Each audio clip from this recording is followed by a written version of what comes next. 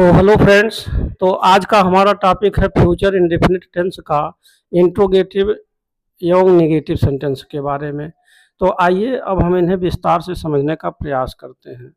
तो दोस्तों, मुख्य बात यह है कि जब भी हम इंट्रोगेटिव प्लस नेगेटिव सेंटेंस बनाते हैं तो हमें यह विशेष ध्यान देना है कि जितने भी इंट्रोगेटिव सेंटेंस के रूल्स हैं, नियम हैं, सेम वही लगेंगे। बस केवल इस नियम में थोड़ा सा यही समझना है कि केवल हमें किसी भी सब्जेक्ट के आने के पश्चात केवल नॉट का प्रयोग कर देना है। अर्थात अब जैसे सब्जेक्ट सेम होंगे, जैसे सब्जेक्ट का जो कैटेगरी है वो आपका 11 और 2 का होगा।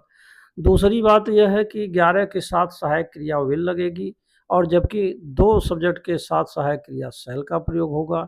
Same pattern. दूसरी चीज़ यह है कि अगर कोई भी हिंदी का वाक्य क्या से शुरू होगा तो उसकी अंग्रेजी हम सबसे पहले विल अथवा शैल का प्रयोग करेंगे, जिसे हम इंट्रोगेटिव ए टाइप कहेंगे।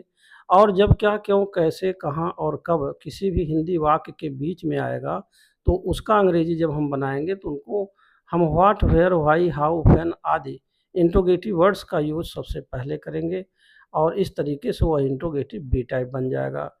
अब आइए इनको हम कुछ उदाहरणों के द्वारा समझने का प्रयास करते हैं। अब सबसे पहले हम आपको बताएंगे इंट्रोगेटिव ए टाइप के कुछ उदाहरण। अब जैसे उदाहरण नंबर 1 आता है, अगर यह कहना हो कि क्या वह आज कानपुर नहीं जाएगा, तो इसका अंग्रेजी अनुवाद हो जाएगा will he not go to Kanpur today. उदाहरण नंबर 2 आता है, अगर ये कहना हो क्या सरला अपना पाठ याद नहीं करेगी, तो इसका अंग्रेजी अनुवाद हो जाएगा will Sarla not learn her lesson.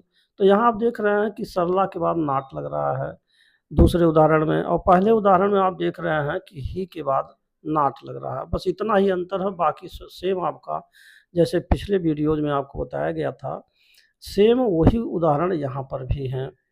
तो इस तरीके से उदाहरण नंबर 3 आता है, अगर यह कहना हो कि क्या संजय घर नहीं लौटेगा, तो इसका अंग्रेजी अनुवाद हो जाएगा कि will Sanjay not return home. उदाहरण नंबर 4 आता है, अगर यह कहना हो कि क्या लड़का अंग्रेजी नहीं पढ़ेगा, तो इसका अंग्रेजी अनुवाद हो जाएगा will the child not read English. तो इस तरीके से आपने देखा कि इसमें जहाँ भी जो सब्जेक्ट आए हैं उनके पश्चात केवल नॉट लगा दिया गया है। अब आइए हम जो 2 सब्जेक्ट हैं उनके कुछ उदाहरणों को समझ लेते हैं। अब जैसे इसमें अगर ये कहना हो कि क्या मैं उसकी मदद नहीं करूँगा, तो इसका अंग्रेजी अनुवाद हो जाएगा शैल आई नॉट हेल्प हिम या हर। इसमें से कोई भी लिख सकते हैं, अगर लड़का हो तो हिम लगाएंगे, अगर लड़की हो तो हर लगाएंगे। उदाहरण नंबर 2 आता है, और इस प्रकार से अगर कहना हो कि क्या मैं सत्य नहीं बोलूँगा, तो इसका अंग्रेजी अनुवाद हो जाएगा शैल I not speak the truth.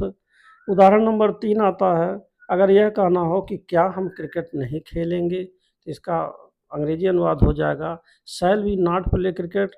उदाहरण नंबर 4 और अंतिम उदाहरण इस प्रकार है, अगर यह कहना हो क्या हम घर नहीं लौटेंगे, तो shall we not come back home. तो अब आइए हम आपको इंट्रोगेटिव बी टाइप के कुछ उदाहरणों को समझाने का प्रयास करते हैं।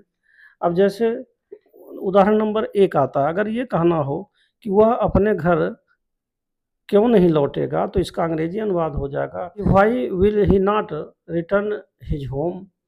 उदाहरण नंबर 2 आता है, अगर यह कहना हो कि सीता अपना काम क्यों नहीं करेगी, तो इसका अंग्रेजी अनुवाद हो जाएगा why will Sita not do her work.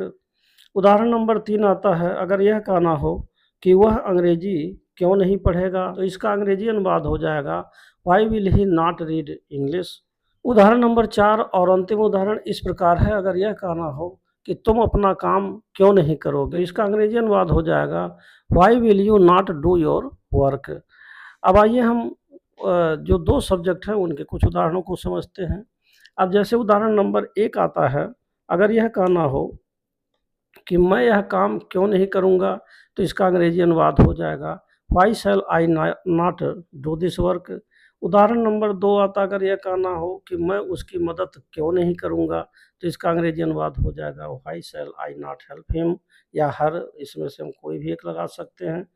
उदाहरण नंबर 3 जो इस प्रकार हैं, अगर यह कहना हो कि मैं उसके घर क्यों नहीं जाऊँगा, तो इसका अंग्रेजी अनुवाद हो जाएगा why shall I not go to his house. उदाहरण नंबर 4 और अंतिम उदाहरण इस प्रकार है, अगर यह कहना हो कि हम वहाँ कैसे नहीं पहुँचेंगे, तो इसका अंग्रेजी अनुवाद हो जाएगा how shall we not reach there.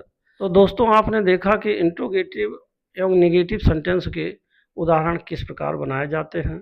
तो यह छोटा सा वीडियो आपको कैसा लगा, कमेंट में आपका इंतज़ार रहेगा। And finally thanks for watching this video.